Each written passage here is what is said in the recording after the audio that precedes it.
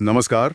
आज हम एक ज़रूरी विषय पर बात कर रहे हैं हेल्थ केयर में, मतलब स्वास्थ्य सेवाओं में रिव्यूज़ या समीक्षाओं का क्या महत्व है। हाँ, ये बहुत जरूरी मुद्दा है। और ये जो जानकारी है, ये एक लेख पर आधारित है जिसका शीर्षक है स्वास्थ्य सेवा में समीक्षा का महत्व। जी। मकसद ये समझना है कि जो मरीज अपना फीडबैक देते हैं, वो सिर्फ उनके अपने फैसले के लिए ज़रूरी नहीं है, सही बात है। बल्कि डॉक्टरों, क्लिनिकों, अस्पतालों के लिए भी ये शायद उतना ही या ज़्यादा ज़रूरी है उनके सुधार के लिए। हाँ, बिल्कुल। ये एक तरह से उनके विकास के लिए है। हम अक्सर सोचते हैं ना कि रिव्यू, रेटिंग ये सब मरीजों के लिए हैं। हाँ, ज्यादातर यही सोचा जाता है। लेकिन क्या हो अगर यही फीडबैक, यही प्रतिक्रिया हेल्थ केयर प्रोवाइडर्स के लिए, मतलब डॉक्टरों और अस्पतालों के लिए एक आईने की तरह काम करे, उन्हें बेहतर बनने का मौका दे? चलिए इसी पहलू को थोड़ा और समझते हैं आज। नहीं है। अच्छा। ये हेल्थ केयर प्रोवाइडर्स के लिए आप कह सकती हैं एक तरह का ऑपरेशनल ऑडिट है। अच्छा। जो सीधे यूजर से आ रहा है। ऑपरेशनल ऑडिट मतलब काम कैसे चल रहा है उसका जायजा। हाँ, बिल्कुल।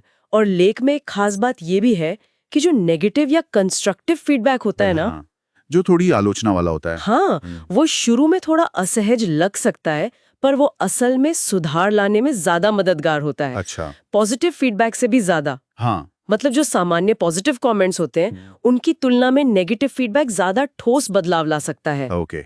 ये उन छोटी-छोटी बातों को उजागर करता है जिन पर रोज की भागदौड़ में शायद ध्यान न जाए। जैसे इंतजार करने का अनुभव कैसा रहा, या जो जानकारी दी गई वो साफ-साफ समझ आई या नहीं।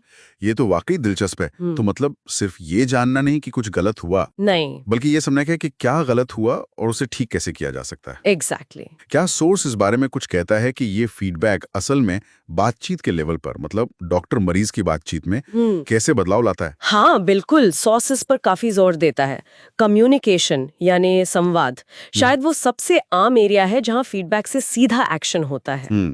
जैसे लेख में एक केस स्टडी है। वहाँ कई मरीजों ने कहा कि उन्हें लगा डॉक्टर उनकी बात पूरी तरह सुन नहीं रहे थे। अच्छा। या जल्दी में थे शायद। हाँ, या जल्दी में थे। तो इस फीडबैक के बाद उस क्लिनिक में क्या किया?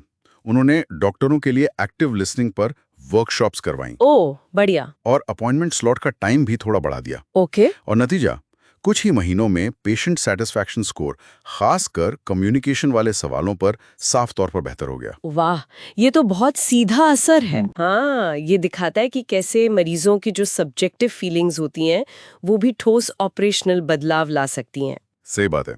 अच्छा, कम्युनिकेशन के अलावा क्या सोर्स क्लिनिक या अस्पताल के दूसरे पहलुओं पर भी फीडबैक असर की बात करता है, जैसे अपॉइंटमेंट सिस्टम या वेटिंग टाइम? निश्चित रूप से।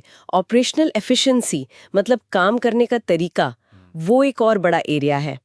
लेख बताता है कि कैसे अपॉइंटमेंट बुकिंग सिस्टम की गड़बड़ियों पर या लंबे वेटिंग टाइम पर लगातार फीडबैक मिलने से कई संस्थानों को एक्शन लेना पड़ा। ओके। और ये सिर्फ कोई नया सॉफ्टवेयर लगाने की बात नहीं है। अच्छा। सोर्स बताता है कि फीडबैक के पैटर्न को एनालाइज करके ये समझने में मदद मिलती है कि प्रॉब्लम कहाँ है।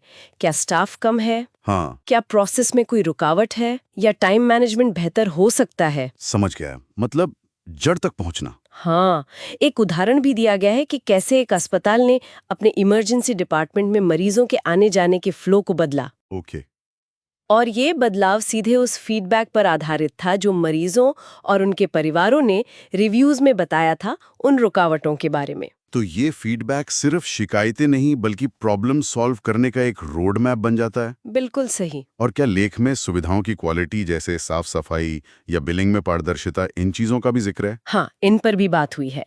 ये शायद उतने इमोशनल मुद्दे ना हों जितने कम्युनिकेशन या वेटिंग टाइम होते हैं। हाँ, शायद। लेकिन मरीज के पूरे अनुभव के लिए ये भी बहुत जरूरी है। जरूर। सोर्स बताता है कि जैसे साफ सफाई या रख रखाव पर जो कमेंट्स आते हैं, वो अक्सर फैसिलिटी मैनेजमेंट टीम के लिए सीधा फीडबैक होते हैं। ठीक है। इसी तरह बिलिंग प्रोसेस अगर मुश्किल है या क्लियर नहीं है, उस पर फीडबैक मिलने से संस्थानों को अपना फाइनेंशियल कम्युनिकेशन सुधारने में मदद मिली है। ताकि वो ज्यादा पारदर्शी बने। हाँ, ज्यादा पारदर्शी और मरीजों के लिए समझने में आसान। तो ये दिखाता है कि फीडबैक सिस्टम के लगभग हर पहलू को छू सकता है और सुधार सकता है। ये सब सुनने के बाद तो ऐसा लगता है कि भाई, एक्टिवली फीडबैक मांगना और उसे गंभीरता से लेना, ये किसी भी हेल्थ केयर प्रोवाइडर के लिए सिर्फ अच्छा नहीं है, नहीं, ये तो जरूरी है। बिल्कुल। यहाँ सबसे जरूरी बात यही है कि मरीजों का फीडबैक, चाहे वो पॉजिटिव हो या नेगेटिव, वो एक तोहफा है। तोहफा। हाँ। मतलब ये सुधार का एक बहुत पावरफुल और मुफ्त टूल है। सही बात है, मुफ्त टूल। ये सिर्फ रेटिंग सुधारने के बारे में नहीं है, ये असल में केयर के स्टैंडर्ड को लगातार बेहतर बनाने, जवाबदेही तय करने और सहानुभूति मतलब एम्पैथी को बढ़ावा देने के बारे में है। और सोर्स इस बात पर जोर देता है कि जो संस्थान फीडबैक से डरने के बजाय उसे अपनाते हैं, हाँ, वो न सिर्फ अपनी रेपुटेशन सुधारते हैं बल्कि देखभाल की क्वालिटी में भी असली मापने लायक सुधार देखते हैं। तो इसका क्या मुकामी खुलता है फिर? इसका मतलब ये है कि जो एक्सीलेंस का रास्ता है वो अंदाजों पर नहीं बल्कि ध्यान से सुनने पर टिका है। सुनने पर। हाँ, जब हेल्थ केयर प्रोवाइडर्स सुनने के लिए वक्त निकालते हैं तो वो सिर्फ अपनी रेटिंग नहीं सुधार रहे होते। ओके। वो असल में देखभाल की क्वालिटी को बढ़ा रहे होते हैं और मरीजों के साथ विश्वास का रिश्ता मजबूत कर रहे होते हैं। ये हमें सोचने पर मजबूर करता है कि अगर स्वास्थ्य सेवाओं में सुनना और फीडबैक पर ध्यान देना इतना जरूरी है, हाँ, तो जिंदगी के और कौन से ऐसे पहलू हो सकते हैं जहां हम अनजाने में इतने कीमती फीडबैक को नजरअंदाज कर रहे हैं, जबकि वो हमारे विकास और सुधार के लिए शायद एक बहुत बड़ी कुंजी हो सकती है। ये बहुत गहरा सवाल है सोचने के लिए।